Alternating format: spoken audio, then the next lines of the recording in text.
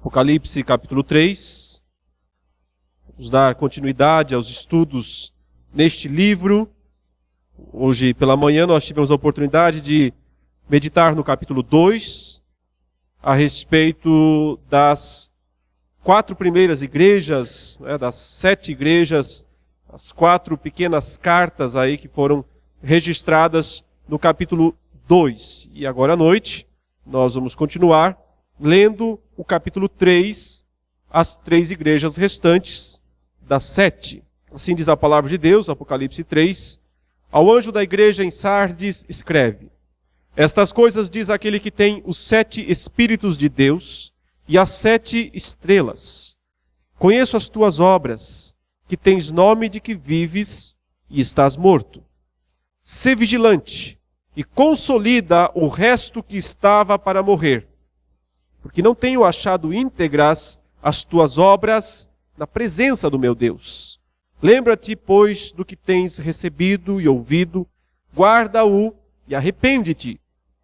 Porquanto, se não vigiares, virei como ladrão, e não conhecerás de modo algum em que hora virei contra ti. Tens, contudo, em Sardes, umas poucas pessoas que não contaminaram as suas vestiduras, e andarão de branco junto comigo, pois são dignas. O vencedor será assim vestido de vestiduras brancas, e de modo nenhum apagarei o seu nome do livro da vida. Pelo contrário, confessarei o seu nome diante de meu Pai e diante dos seus anjos. Quem tem ouvidos, ouça o que o Espírito diz às igrejas. Até aqui, por enquanto, nós vamos ler, depois nós continuaremos fazendo o restante da leitura das últimas 2 cartas. Retomando então o que já foi dito, eram 7 igrejas lá da região da Ásia Menor, onde hoje fica a Turquia, o moderno país chamado Turquia. Essas 7 igrejas não representam 7 épocas ou 7 eras, mas representam igrejas locais.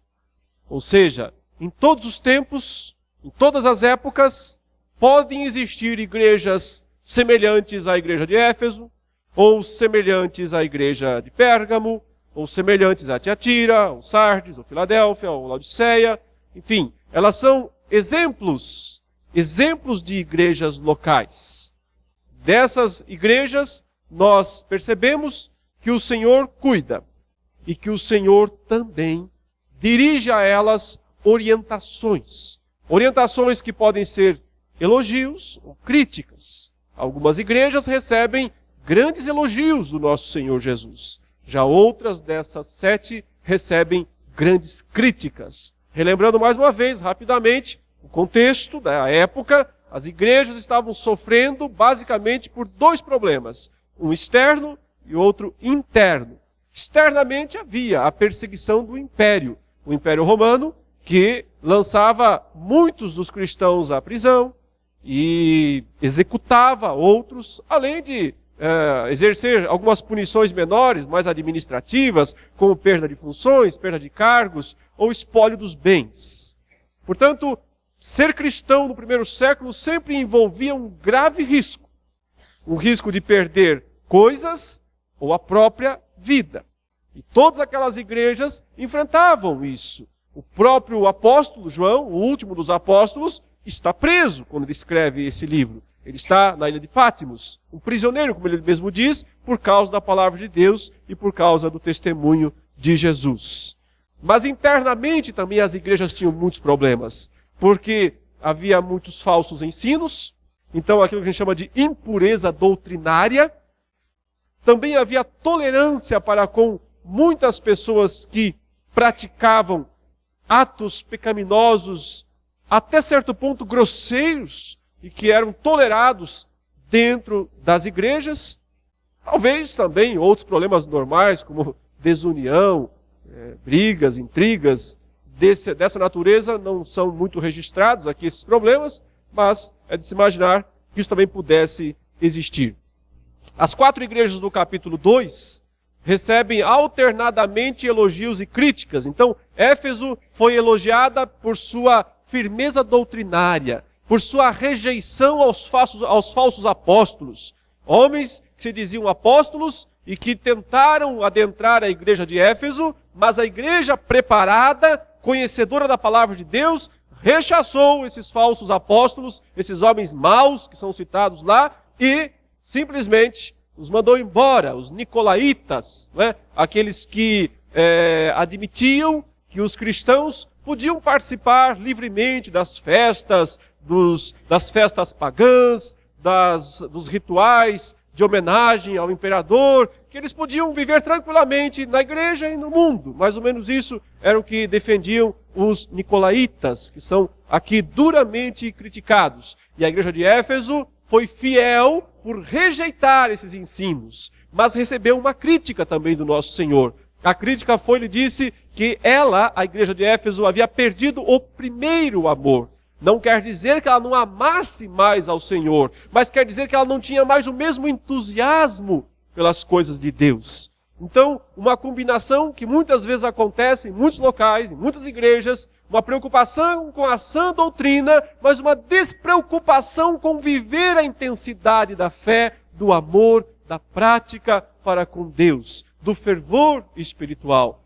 Facilmente as igrejas podem seguir esse caminho, infelizmente, não é? De se preocupar tanto com a doutrina, tanto com a ortodoxia, mas se esquecer que é preciso entusiasmo para com as coisas de Deus, que é preciso fervor, que é preciso dedicação, que é preciso oração, que é preciso arrependimento e, acima de tudo, é preciso o amor verdadeiro para com o Senhor.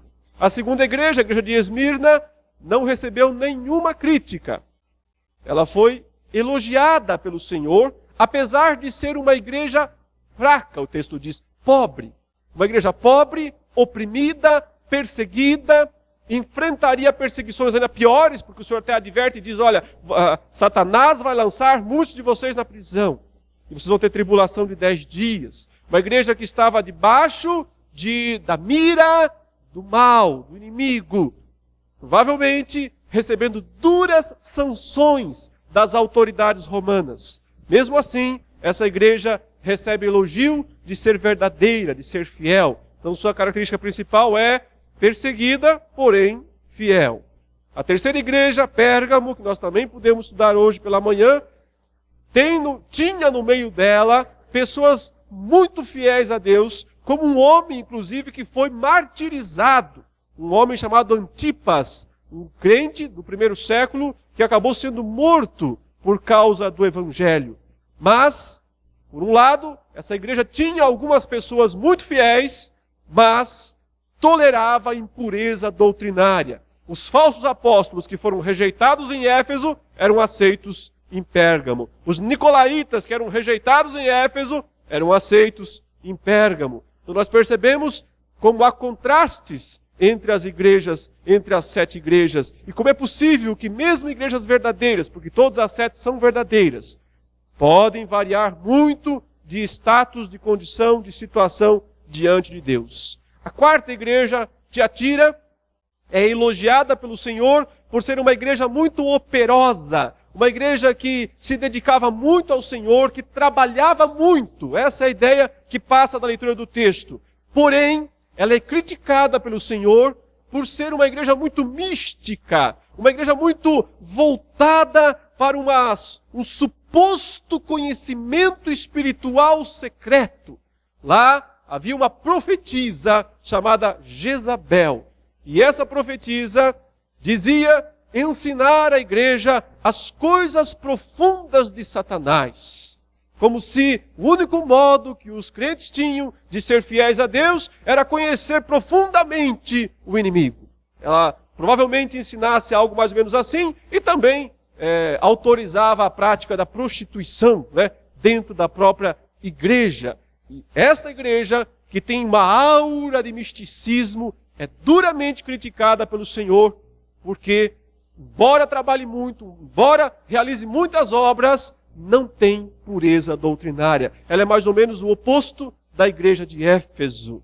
E agora nós chegamos na próxima igreja, que foi a que nós acabamos de ler, que é a igreja de Sardes. Vamos então fazer algumas considerações sobre essa igreja à luz daquilo que o Senhor Jesus ordenou que fosse escrito para ela. Ele diz: ao anjo da igreja em Sardes escreve: estas coisas diz aquele que tem os 7 Espíritos de Deus e as 7 estrelas. Mais uma vez, Jesus se apresenta com um daqueles títulos que ele já foi apresentado no capítulo 1.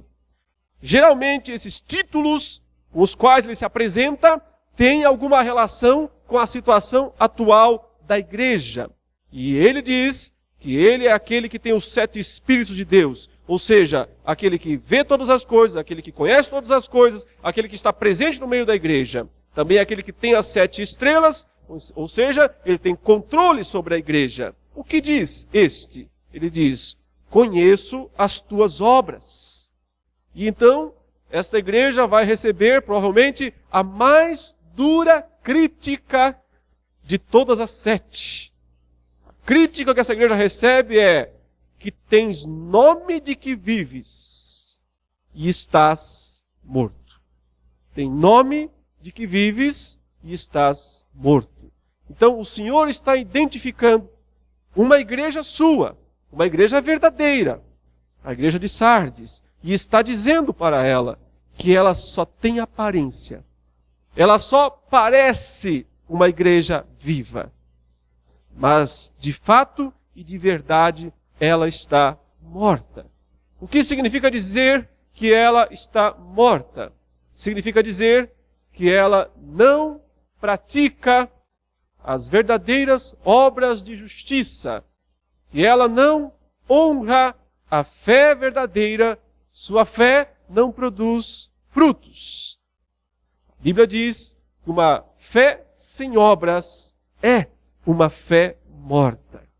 E interessantemente, o Senhor aqui não chama essas pessoas para o arrependimento. É como se ele dissesse, vocês não têm mais chance. A situação de vocês está encerrada, não há solução. Ao ponto que, inclusive, há esse intrigante versículo 2, em que o Senhor diz, sê vigilante, em outras palavras, esforça, seja cuidadoso e consolida o resto que estava para morrer. É como se ele dissesse, olha, quem está aí ainda mais ou menos, né? Então, que morra de vez. Então, que se torne de uma vez por todas um cristão, ou um falso cristão, mostre-se como um falso cristão. Uma das marcas do Apocalipse, é preciso lembrar, é justamente o apelo para o compromisso. E também um repúdio da superficialidade, da aparência de fé. O Apocalipse diz, aquele que está sujo, suje-se ainda mais. Aquele que está limpo, limpe-se ainda mais. O Apocalipse não admite meio termo. Não admite indiferença. A ideia é, não leva a sério, então deixe de uma vez. Então abandone de uma vez. Pule fora desse barco de uma vez. Não quer levar a sério as coisas de Deus. Quer viver um pouco no mundo, um pouco na igreja. Então, caia fora de uma vez. Consolide o resto que está para morrer. Torne claro quem é e quem não é. Quem vive a palavra de Deus e quem não vive a palavra de Deus. O objetivo, ou a razão desta tão dura frase do nosso Senhor, é justamente o final do versículo 2, quando ele diz, porque não tenho achado íntegras as tuas obras na presença do meu Deus. Até havia obras na igreja de Sardes, mas o Senhor está dizendo, elas não são íntegras.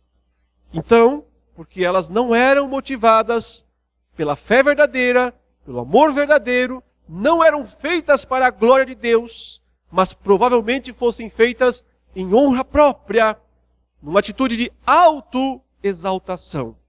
E o Senhor caracteriza isso como um estado de pré-morte.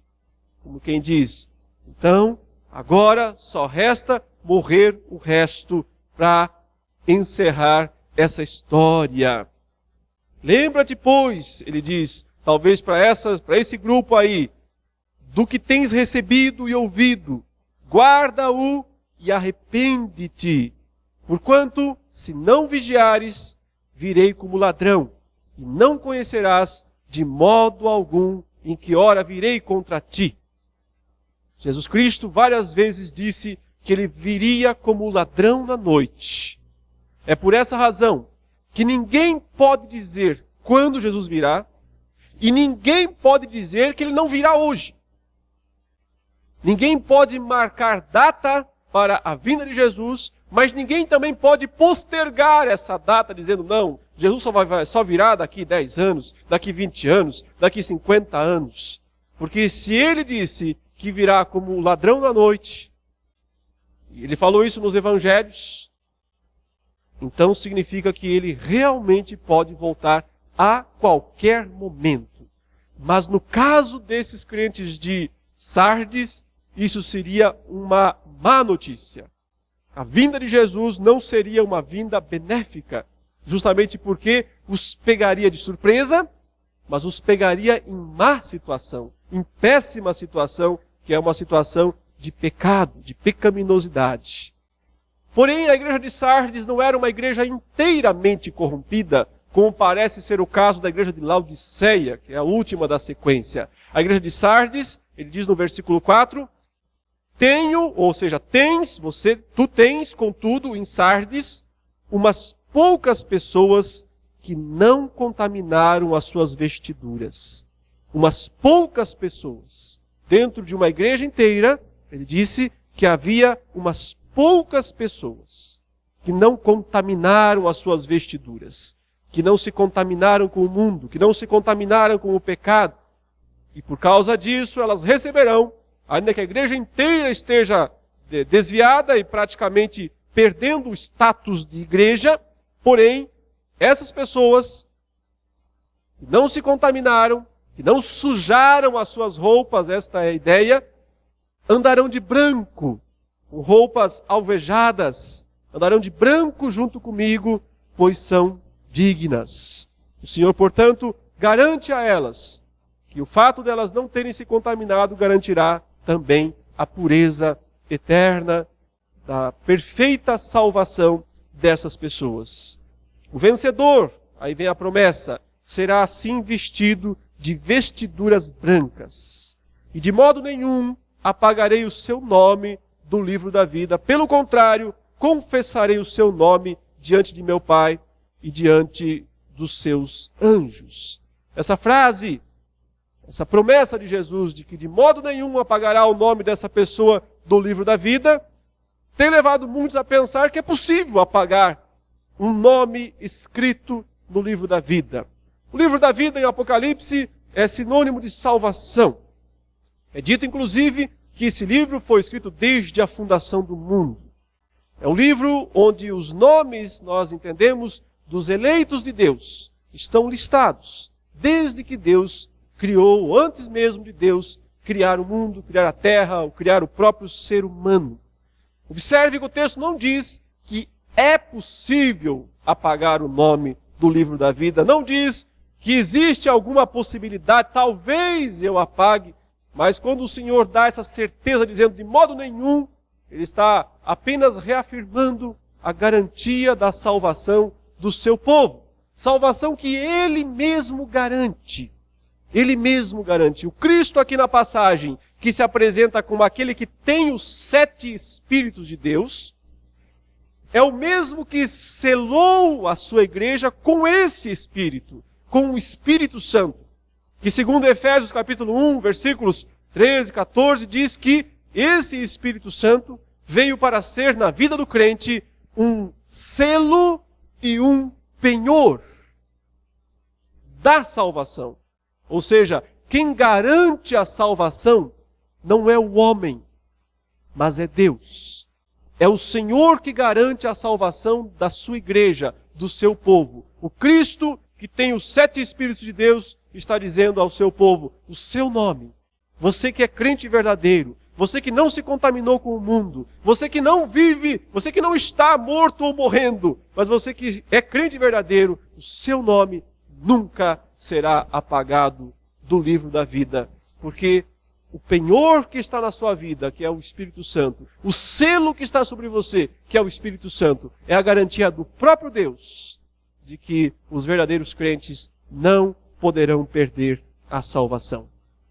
Ao contrário, ele diz, eu vou bancar o nome de vocês diante de Deus e diante dos santos anjos. Eu vou bancar, eu vou confessar, eu garantirei o nome de vocês diante das esferas celestes, das cortes celestes. Eu garanto o nome de vocês no livro dos vivos, no livro daqueles que habitarão o novo céu e a nova terra. E ele finaliza então dizendo, quem tem ouvidos ouça o que o Espírito diz às igrejas. Uma frase padrão, de encerramento de muitas dessas cartas, um chamado para prestar atenção, não é meramente ouvir com os ouvidos, mas ouvir com o entendimento que só vem do próprio Deus. A próxima das igrejas, meus irmãos, aqui, que recebe uma carta do Senhor, é provavelmente a igreja, a melhor das 7 igrejas da Ásia. Ao anjo da igreja em Filadélfia escreve, estas coisas diz o santo, o verdadeiro, aquele que tem a chave de Davi, que abre e ninguém fechará, e que fecha e ninguém abrirá. Conheço as tuas obras. Eis que tenho posto diante de ti uma porta aberta, a qual ninguém pode fechar. Que tens pouca força, entretanto guardaste a minha palavra e não negaste o meu nome. Eis farei que alguns dos que são da sinagoga de Satanás, desses que a si mesmos se declaram judeus e não são, mas mentem, eis que os farei vir e prostrar-se aos teus pés e conhecer que eu te amei. Porque guardaste a palavra da minha perseverança, também eu te guardarei da hora da provação que há de vir sobre o mundo inteiro, para experimentar os que habitam sobre a terra. Venho sem demora, conserva o que tens, para que ninguém tome a tua coroa. Ao vencedor, faloei coluna no santuário do meu Deus, e daí jamais sairá. Gravarei também sobre ele o nome do meu Deus, o nome da cidade do meu Deus, a nova Jerusalém, que desce do céu, vinda da parte do meu Deus, e o meu novo nome. Quem tem ouvidos, ouça o que o Espírito diz às igrejas. Portanto, se Sardes é uma igreja morta, exceto uma minoria que é fiel, Filadélfia é uma igreja fraca, porém vitoriosa no testemunho.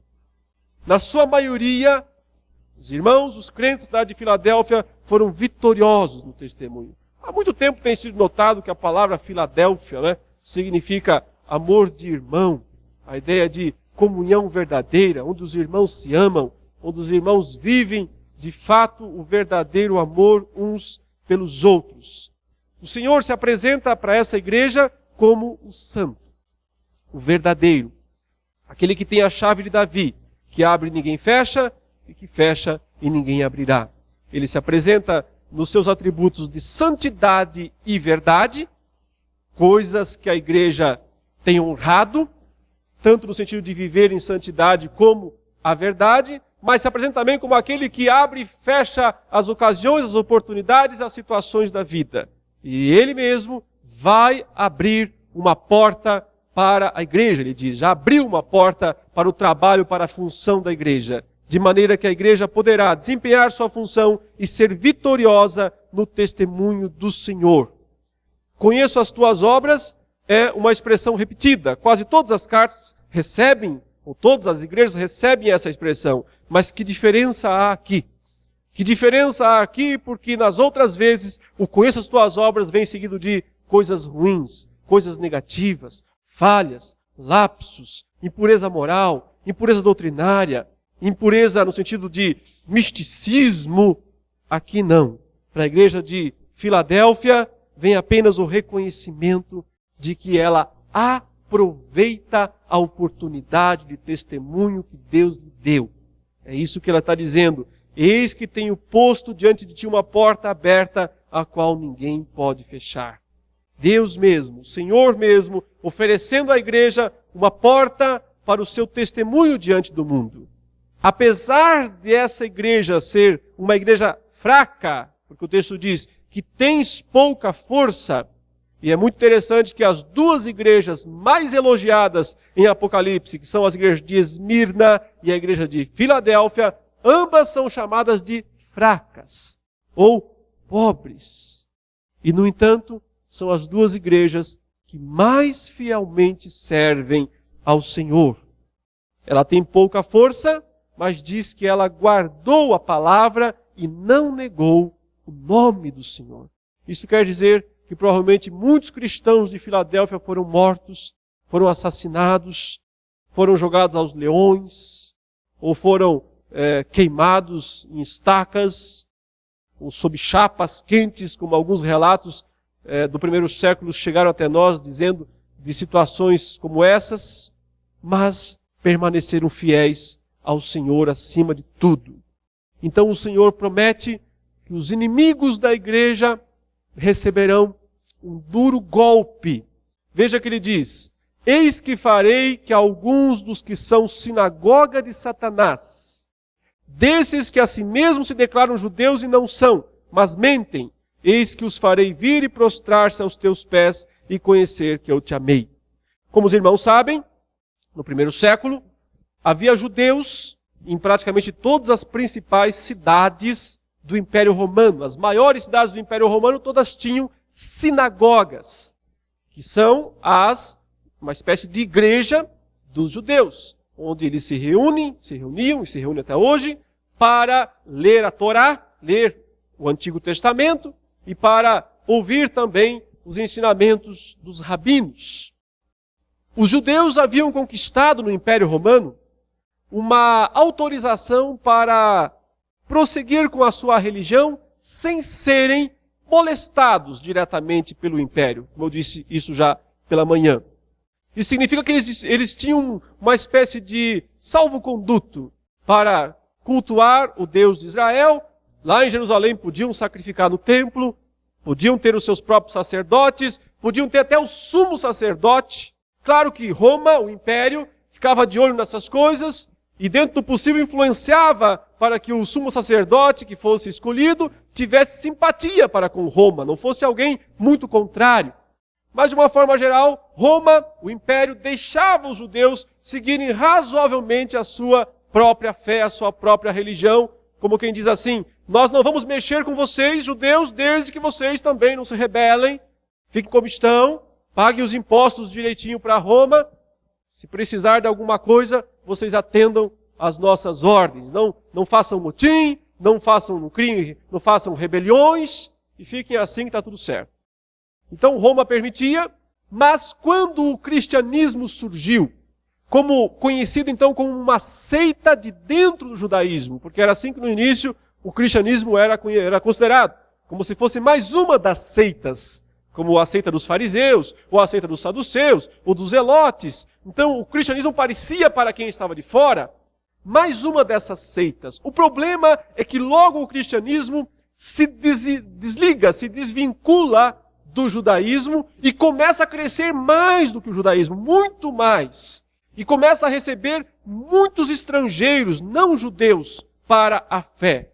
Isso é que cria o problema com o judaísmo. Porque os judeus, então, começam a perseguir os cristãos nas respectivas cidades. Só para lembra quando Paulo vai fazer a sua primeira viagem missionária, e ele chega num lugar chamado Antioquia da Pisídia, e lá nesse lugar ele prega a palavra e os judeus se rebelam contra ele. Então ele sai dessa cidade e vai para uma outra chamada Icônio. Quando ele chega em Icônio, judeus, outra vez, se reúnem, fazem motim e querem apedrejá-lo. Começam a convencer as autoridades da cidade de Icônio para que apedrejem Paulo. Paulo, ao perceber que a coisa está ficando complicada, ele sai de Icônio, ele e os seus discípulos, eles deixam a cidade e vão para Listra, uma cidade da Licaônia, uma cidade bem atrasada, uma cidade bem interiorana. Paulo vai para Listra, pensando que assim ele vai fugir da perseguição. Que nada. Ele chega em Listra, os judeus de Antioquia, de Icônio, também vão para Listra. Eles vão lá para fazer oposição ferrenha ao apóstolo Paulo. Resultado, o apóstolo Paulo é apedrejado na cidade de Listra. Apedrejado, linchado publicamente. O arrastam para fora da cidade e o largam lá como morto. Aí os seus discípulos o rodeiam, diz a palavra, e ele se levanta, um milagre provavelmente, uma ressurreição, talvez, não sabemos, o texto não esclarece, mas um homem apedrejado se levantar, parece mesmo um grande milagre, não ter morrido, ou se morreu, então, de algum modo, o poder de Deus o traz de volta.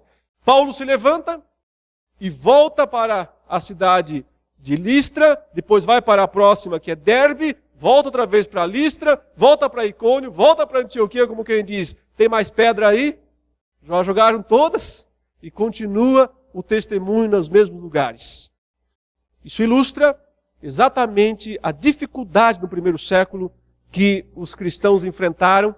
Aí os judeus, o que é que eles acusavam os cristãos? Eles iam perante as autoridades e diziam o seguinte: eles não são judeus, os cristãos, eles não são judeus, porque eles não respeitam o imperador. Eles têm outro rei. Pode perguntar para eles têm um rei chamado Jesus. Então eles não honram o imperador. Esse tipo de acusação o cristianismo sofreu no começo. Uma outra acusação ridícula que sofreu era de ser canibalistas, ou canibais. E os cristãos eram canibais. Por que eles sofreram essa acusação? Porque durante a ceia, o que os cristãos dizem? Tomai e comei, isto é o meu corpo, que é dado por vós. Bebei dele todos, isto é o meu sangue, que é dado por vós. Então, por causa dessas expressões, algumas pessoas acusavam os cristãos de serem canibais. Eles comiam carne humana e bebiam sangue. O fato é que essas acusações, quase sempre feitas pelos judeus que viam o cristianismo como uma ameaça, redundava em perseguição direta contra a igreja. As autoridades romanas, alarmadas com as denúncias, com as blasfêmias desses grupos de judeus, iam e perseguiam a igreja e então causavam grande males no meio das igrejas. É isso aqui que o texto está fazendo menção. Ele diz, esses aí, que são, aí ele chama sinagoga de Satanás. Ele não está chamando todas as sinagogas de Satanás, não está dizendo que todos os judeus, não está proclamando aqui um sentimento antissemita, ele só está dizendo que aqueles grupos de judeus lá dessas cidades, de fato, prejudicaram muito a igreja do Senhor, e por isso o próprio texto diz que o Senhor iria reagir e iria castigar esses judeus.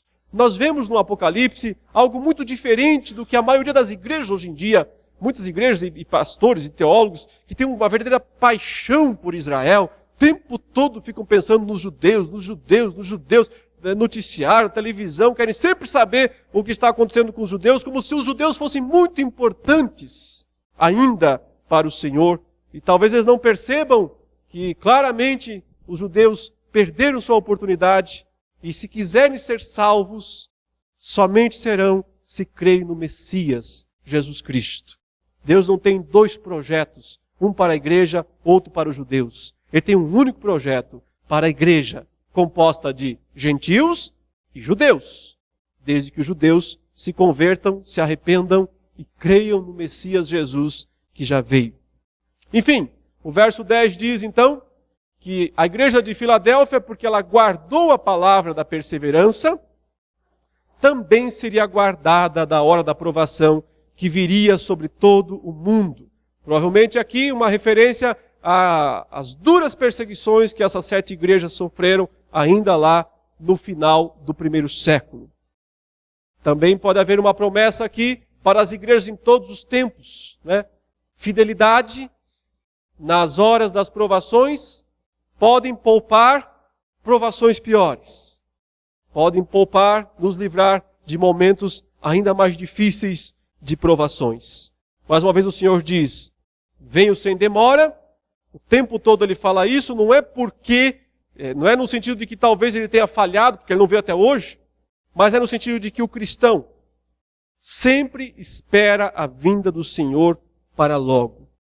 E ela será, porque ou nós vamos nos encontrar com Ele logo, ou Ele vem nos buscar logo. De um jeito ou de outro, é sem demora, é breve, a nossa vida é breve, e para Deus, o retorno de Cristo também será breve. Lembrando que Pedro diz que um dia pode ser igual a 1000 anos, ou 1000 anos igual um dia.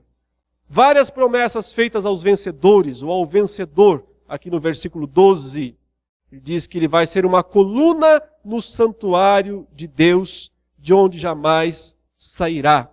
Observe que o Apocalipse é um livro simbólico, né? Se nós interpretarmos as expressões do Apocalipse como literais, então Deus ia transformar alguns crentes em colunas. Eles iam virar uma espécie de uma coluna de tijolo lá no santuário de Deus. É óbvio que não. É uma figura que mostra que essas pessoas estarão para sempre perto, para sempre ao lado do Senhor, mais próximas, mais íntimas possíveis do nosso Senhor. Diz também que vai gravar sobre ele o nome de Deus e o nome da cidade de Deus. Então, a menos que Deus faça alguma tatuagem em nós, né, com o nome dele em nós, literalmente, a menos que ele faça isso, o que eu acredito que ele não vai fazer, porque ele tem bom gosto, ele vai simplesmente nos dar a presença dele em nós o tempo todo, de maneira que nós, de forma alguma, sejamos dissociados do nosso Senhor. Nós sempre seremos identificados como aqueles que pertencem ao Senhor Deus. Diz ainda que ele vai dar para essas igrejas, para esses fiéis, o nome novo dele mesmo, de Jesus. Eu não acho que isso signifique que Jesus vai ter outro nome no futuro, mas é no sentido de uma revelação muito mais ampla de Jesus, um conhecimento novo, um conhecimento dele. Conhecer o nome na literatura hebraica significa conhecer a personalidade. Geralmente, quando os antigos hebreus davam nomes aos filhos, eles estavam como que designando uma personalidade para essas pessoas que recebiam o nome. Aqui, conhecer o nome novo de Jesus quer dizer conhecer mais amplamente ou de uma forma nova a personalidade, a pessoa de Jesus Cristo, suas características e seus atributos. Quem tem ouvidos, ouça mais uma vez o que o Espírito diz às igrejas. E finalmente, meus irmãos, para encerrar, nós temos aqui a igreja de Laodiceia. A pior, talvez, das igrejas, embora a igreja de Sardes receba uma crítica tão ou mais dura do que as críticas que Laodiceia recebe, mas é que Laodiceia só recebe críticas. Enquanto que em Sardes havia alguns poucos lá dentro que ainda eram fiéis, parece que em Laodiceia não havia ninguém. E por isso são tão duras as palavras de Jesus para essa igreja. Ao anjo da igreja em Laodiceia escreve: estas coisas diz o Amém, a testemunha fiel e verdadeira, o princípio da criação de Deus. Conheço as tuas obras, que nem és frio nem quente. Quem dera fosses frio ou quente. Assim, porque és morno e nem és quente nem frio, estou a ponto de vomitar-te da minha boca. Pois dizes, estou rico e abastado, e não preciso de coisa alguma, e nem sabes que tu és infeliz. Sim, miserável, pobre, cego e nu. Aconselho-te que de mim compres ouro refinado pelo fogo para te enriqueceres, vestiduras brancas para te vestires, a fim de que não seja manifesta a vergonha da tua nudez, e colírio para ungires os olhos, a fim de que vejas. Eu repreendo e disciplino a quantos amo. Sê, pois, zeloso e arrepende-te. Eis que estou à porta e bato. Se alguém ouvir a minha voz e abrir a porta, entrarei em sua casa e cearei com ele e ele comigo.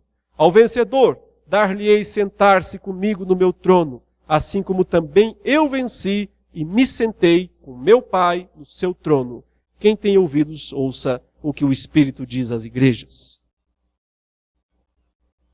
De fato, duras críticas são feitas para a sétima das igrejas, que representa aqui a mais impura de todas as igrejas. Como os irmãos têm percebido, eu não tenho entrado tanto em detalhes históricos, de topografia ou de informações das cidades, porque os irmãos já ouviram dezenas de sermões a respeito das 7 igrejas. O meu objetivo aqui foi condensar o estudo dessa parte, justamente para dar mais destaque nos próximos estudos ao restante do livro, que geralmente é menos explorado, menos estudado. Mas Laodiceia realmente chama muita atenção, porque Laodiceia era uma cidade rica, uma cidade com muitas propriedades, uma cidade com fontes muito famosas, tidas como medicinais. Era uma cidade onde se desempenhavam muitas funções valiosas e reconhecidas em boa parte daquela região. E lá havia uma igreja que era tão rica quanto a própria cidade. Uma igreja que parecia tão próspera quanto a própria cidade. Mas isso tudo era só aparência. E o Senhor então diz, Ele que é o Amém, o fim, o assim seja. Ele que é a testemunha fiel e verdadeira, ou seja, aquele que viveu e morreu pela verdade sem jamais retroceder no testemunho. Ele que é o princípio da criação de Deus. Ele diz, conheço as tuas obras. E aí então diz, o problema é que você não é nem frio e nem quente.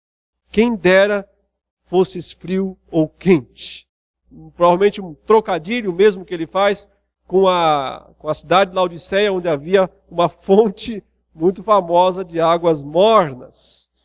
Então ele diz, era melhor que você fosse frio ou que você fosse quente, mas porque você é morno, eu estou a ponto de vomitar-te da minha boca. Ou seja, o Senhor está dizendo que o estilo de vida indiferente, despreocupado daquela igreja causava náuseas nele. É claro, isso é um sentido figurado, é um símbolo, não estamos falando isso de forma literal, mas o Senhor está dizendo que Ele pode aguentar tudo, menos indiferença, menos crentes que vivem de uma maneira frouxa, com lassidão espiritual, que não são firmes. Ele diz, antes você fosse frio então. Ou então fosse quente. Mas essa mornidão ele considerava insuportável. Insuportável para o próprio Deus. A razão estava então no quê? Num orgulho. A causa dessa indiferença espiritual da igreja de Laodiceia era o orgulho pela sua condição, pelo seu status. Ele diz, ele parafraseia a própria igreja, pois dizes, estou rico e abastado e não preciso de coisa alguma. É um senso de autossatisfação. Eu já tenho tudo o que eu preciso. Eu não preciso de mais nada. Uma igreja que se basta. Ela acha que ela tem tudo o que ela precisa, que ela não precisa de mais nada, que ela já alcançou o top, que ela já está lá no nível máximo do que ela poderia ter. É justamente esse sentimento que causa no Senhor ânsias, ânsia de vômito. Porque uma igreja jamais, nunca pode se contentar com o que já tem.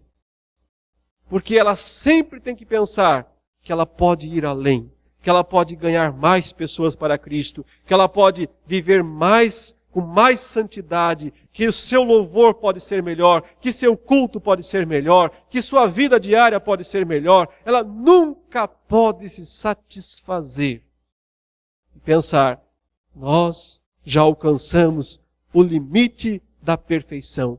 Esse sentimento cria no Senhor ânsias. Diz, estou a ponto de vomitar-te. Porque você se acha rico e abastado, você acha que não precisa de coisa alguma, e nem sabes, nem percebe, não se vê a si mesmo, Não consegue fazer um diagnóstico preciso de si mesmo. Você não percebe, ele diz que você é infeliz, que você é miserável, que é pobre, cego e nu. Várias palavras aqui que fazem menção de vários produtos, como colírio, como roupas, lãs, que eram famosos naqueles dias lá na igreja de Laodiceia.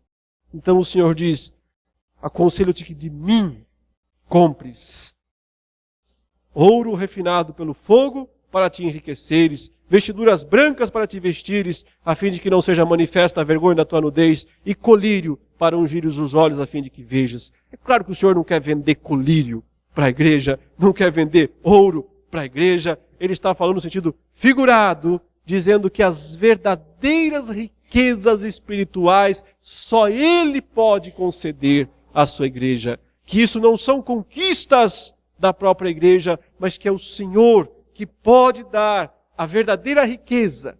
Observe que contraste que nós encontramos, porque Esmirna foi dito que ela era pobre. Você é pobre, ele diz para a igreja de Esmirna, mas nem vê que és rica. E aqui o oposto é dito para Laodiceia. Você é rica, mas não percebe que no fundo você é pobre. São igrejas opostas. Muito interessante isso. Como Éfeso, como Tiatira são igrejas opostas, nós vemos também essa oposição em Esmirna e em Laodiceia, mostrando como igrejas verdadeiras podem ser muito diferentes. Mas há esperança. Há esperança para mesmo uma igreja assim. E a esperança está no Deus que ama. Então vem essa fantástica declaração do versículo 19 que diz: eu repreendo e disciplino a quem eu amo.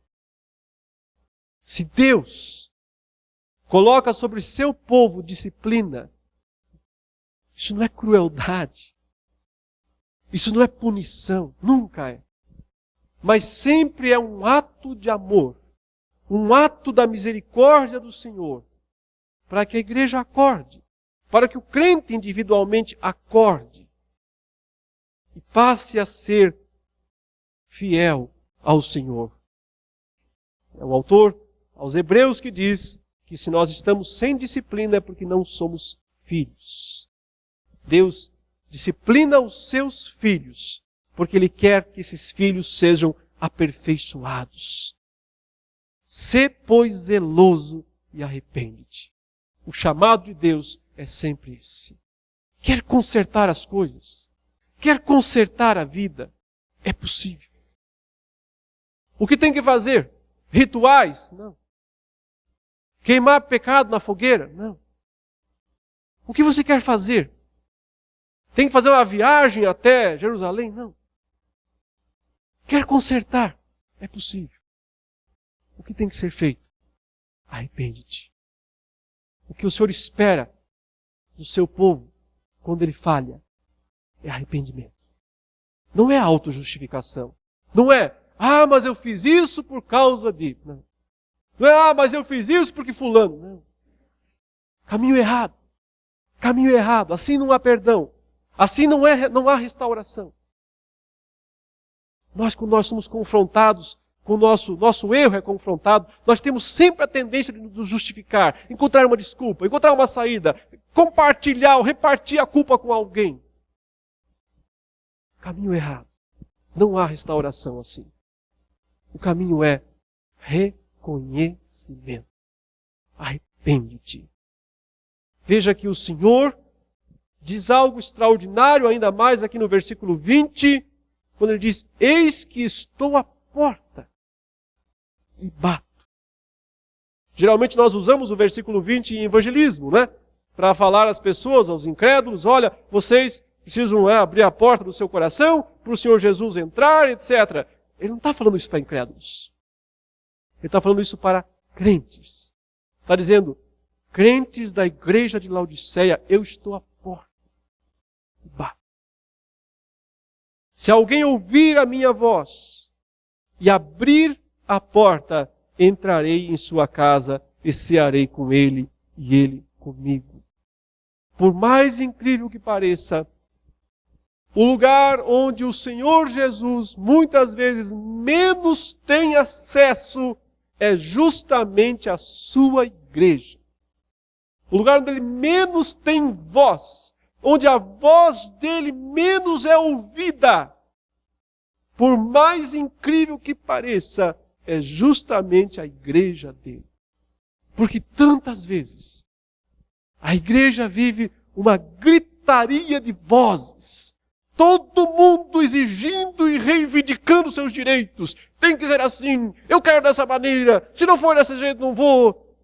Vozes, vozes, vozes. A única voz que às vezes não é ouvida é justamente a voz do pastor, o dono da igreja, o Senhor Jesus, que está batendo, ele está dizendo. Ele está dizendo que se alguém abrir a porta, ele vai entrar. Mas que igreja é essa que está fazendo uma janta, um jantar, uma festa, e o convidado de honra está do lado de fora? Curioso demais. Uma festa de aniversário, mas o aniversariante para fora. Não pode entrar. Os outros que estão lá fazendo uma festa. Isso nos mostra a ironia das coisas e como muitas vezes os nossos conceitos, como muitas vezes os nossos gostos pessoais, as nossas verdades a respeito de Deus e da igreja colocam o Senhor Jesus para fora da igreja. E os discípulos estão lá se reunindo em nome de Jesus, mas Jesus não está presente. Não tem lugar, não tem acesso, não tem banco para ele, não tem cadeira para ele. E por isso ele diz, estou à porta e bato. Meu irmão, minha irmã, em que posição está Jesus na sua vida? Que espaço ele ocupa na vida da nossa igreja? Ao vencedor, ele encerra dizendo, dar-lhe-ei sentar-se comigo no meu trono, como também eu venci e me sentei com meu Pai no seu trono. Então, uma promessa máxima aqui de governo, de reino, de estar numa posição de grande destaque lá na presença do nosso Deus. Para finalizar, meus queridos, eu quero mostrar rapidamente aqui um quadro comparativo dessas 7 igrejas, para que nós possamos ter uma noção de como que funciona, de como que elas são representadas aqui. Espero que seja possível que nós vejamos. Só diminuir um pouquinho aqui a fonte, ou a visualização. Aqui. Então nós temos, para todas as igrejas, essa estrutura básica. Jesus faz elogios e ou críticas, recomendação e então as consequências. Para compararmos as 7, então. Veja, Éfeso é uma das poucas que recebe as 5 informações. O elogio que ela recebe, perseverança, integridade doutrinária e moral. A crítica que ela recebe, o abandono do primeiro amor, ou seja, falta de entusiasmo. A recomendação que ela recebe, arrependimento e deve retornar ao primeiro amor. As consequências, em caso de desobediência, o candeeiro vai ser removido, ela deixa de ser igreja. Em caso de obediência, vai experimentar a vida eterna, alimentando-se da árvore da vida. Esmirna, ela recebe um elogio, a sua fidelidade apesar da pobreza, e nenhuma crítica. O Senhor não faz nenhuma crítica à igreja de Esmirna. A recomendação é, prepare-se e aguente o sofrimento que tiver que vir. Desobediência gera nada, porque ela não é uma igreja desobediente, então ela não tem nenhuma ameaça de disciplina, mas tem uma grande recomendação ou promessa de recompensa, a coroa da vida e o livramento da segunda morte. As próximas 2 igrejas, Pérgamo e Tiatira. Pérgamo recebe as 5 referências. Ela é fiel, um pequeno grupo é fiel, e um homem lá foi um mártir por Jesus Cristo, que é justamente esse homem chamado Antipas. Porém, ela recebe uma dura crítica por manter impureza doutrinária e moral. É chamada ao arrependimento. A consequência negativa, em caso de não haver arrependimento, vai enfrentar a espada que sai da boca de Cristo. E a consequência positiva, ela vai receber o maná escondido, da ideia aqui de um novo sustento perene de Deus, algo parecido com comer da árvore da vida, e também o nome novo numa pedrinha branca, que deve ser um símbolo de identidade registrado, como se fosse uma placa, algo de honra que é dado para quem então permanece fiel. Tiatira, qual é o elogio que ela recebe? Um grupo dentro dela é fiel e abundante em boas obras, mas há uma tolerância a uma falsa profetisa chamada Jezabel e um grupo muito infiel, místico, que vai atrás dessas coisas misteriosas e desnecessárias. Aos infiéis, tarde demais. Não há mais chance de recuperação para eles. Aos fiéis, permaneçam, continuem firmes, que vocês serão recompensados. Os infiéis serão mortos, morte física, morte eterna. Os fiéis receberão autoridade sobre as nações e, por fim, experimentarão a estrela da manhã. Talvez seja uma ideia justamente de estar naquele novo amanhecer vindouro, no novo céu e na nova terra, quando as trevas não existirem mais, tiverem passado. As próximas igrejas, Sardes, o elogio que ela recebe é porque ela tem poucas pessoas lá fiéis, mas a dura crítica recebida é a aparência de alguém que está vivo, mas está morto. O chamado é o arrependimento, a consequência do não arrependimento é enfrentar o Cristo, e a recompensa são vestes brancas e a garantia do nome novo no livro, a continuidade do seu nome no livro da vida. Filadélfia, o elogio ela é fraca, mas fiel, nenhuma crítica, é dito para ela que ela deve conservar o que tem, nenhuma ameaça, e vai receber as 4 grandes recompensas que nós tivemos a oportunidade de ver. E Laodiceia, a última das igrejas, não recebe nenhum elogio. Sua crítica é mornidão espiritual e orgulho. Ela é chamada ao arrependimento, à humilhação e a abrir a porta para o Senhor Jesus. A consequência da não obediência vai ser uma disciplina ainda mais grave. E a consequência da obediência é cear com Jesus e assentar-se com Ele no trono dele. Aprendemos com todos esses ensinamentos condensadíssimos aqui nessas 7 igrejas, que o Senhor ama demais a sua igreja para deixá-la como está. O Senhor ama demais. O investimento que Ele fez na sua igreja foi alto demais para Ele não se preocupar com ela e para Ele deixar a igreja seguir seu próprio curso. Ele quer corrigi-la, Ele quer aperfeiçoá-la, Ele quer levá-la a cumprir o maravilhoso propósito que Ele mesmo estabeleceu para ela. Meditemos, irmãos, a respeito de todas essas 7 igrejas, sempre tentando identificar os pontos negativos para que nós não repitamos esses erros cometidos. E os positivos para que nós possamos cada vez mais também praticá-los. No resumo, cuidado com impureza doutrinária. Cuidado com excesso de misticismo. Cuidado com impureza moral, ou seja, abertura demais para o pecado.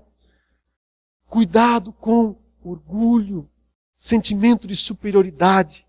Cuidado com indiferença, com mornidão ou com frieza espiritual. O que é que Deus quer de nós? O que Ele espera de nós? Fidelidade. Fidelidade até a morte, para receber a coroa da vida. O que Ele espera de nós? Pureza doutrinária, conhecimento da palavra, santidade, separação do mundo, separação dos ímpios, separação dos perversos. O que Ele quer de nós? Que cumpramos a missão. Ele colocou uma porta aberta diante de nós. Ele quer que nós sejamos testemunhas verdadeiras. Ele quer que nós façamos diferença no mundo. Assim nós seremos, ou como a igreja de Esmirna, ou como a igreja de Filadélfia. Que elas possam ser mesmo modelos para nós. Vamos orar? Pode curvar sua cabeça, fechar os seus olhos. Queria que você pensasse agora na sua vida.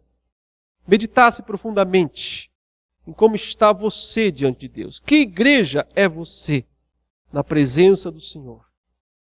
O que você tem feito? Como você se identifica? Pedindo ao Senhor que lhe ajude a ser fiel em toda e qualquer situação. Ó Deus amado, Senhor, tão cheio de misericórdia, obrigado pela oportunidade de estudarmos esses 2 capítulos, ainda que de forma rápida, mas aprendemos aqui coisas extraordinárias, grandiosas para a nossa vida espiritual. Ajuda-nos, ó Deus, a sermos igreja verdadeira. Que tenhamos, Senhor, pureza doutrinária, como temos. Que tenhamos, Senhor, pureza moral.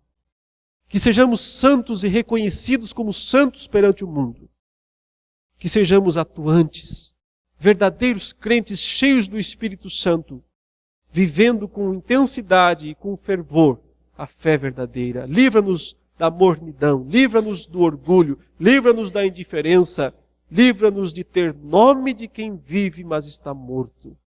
Ajuda-nos, ó Deus, a sermos a verdadeira Filadélfia, a comunhão dos irmãos, o amor verdadeiro seja manifesto e expresso no meio de nós, para louvor, para a honra do teu santo nome. Nós oramos em nome de Jesus. Amém, Senhor.